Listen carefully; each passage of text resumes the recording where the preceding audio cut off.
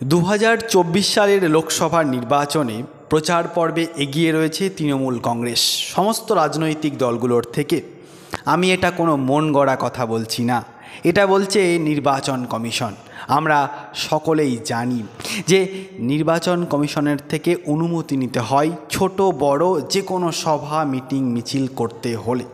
তাই নির্বাচন কমিশন একটা তথ্য দিয়েছে, সেই তথ্যটা আমি দেখলাম, আপনাদের সঙ্গে শেয়ার করার চেষ্টা করব।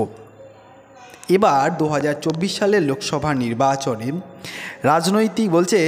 নির্বাচন কমিশন বলছে রাজ্যে মূল রাজনৈতিক দলগুলোর মধ্যে তৃণমূল কংগ্রেস একাই সভা করেছে 45,680টি। টোটাল কর্মসূচি করেছে 45,680টি, মানে ছোট বড় মিলিয়ে তৃণমূল কংগ্রেস কর্মসূচি করেছে 45,680টি। দৈনিক হিসাবে যা গড়ে 611টা, দৈনিক হিসেব গড়ে 611টা।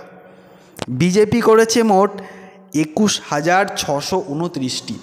বিজেপি রাজ্যে টোটাল সভা মিটিং মিছিল করেছে 21,629টি, অর্থাৎ দিনে সেই সংখ্যা গড়ে 288। সিপিএম করেছে 17,000 কর্মসূচি। সিপিএম করেছে 17,004টি কর্মসূচি, দৈনিক হিসেবে গড়ে 227টি। এবং কংগ্রেস করেছে 1,697টি, গড়ে দৈনিক 23টি।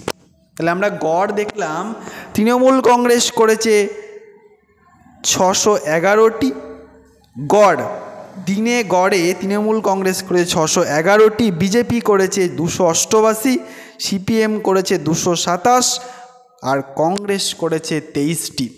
প্রচার পর্বে তৃণমূল কংগ্রেস এগিয়ে রয়েছে।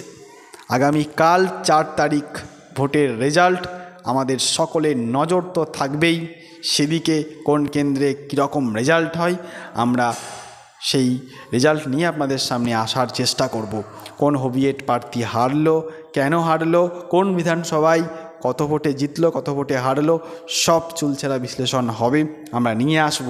আর ততক্ষণে ভালো থাকবেন, সুস্থ থাকবেন, সাবধানে থাকবেন, সবসময় পরিবারের পাশে থাকবেন।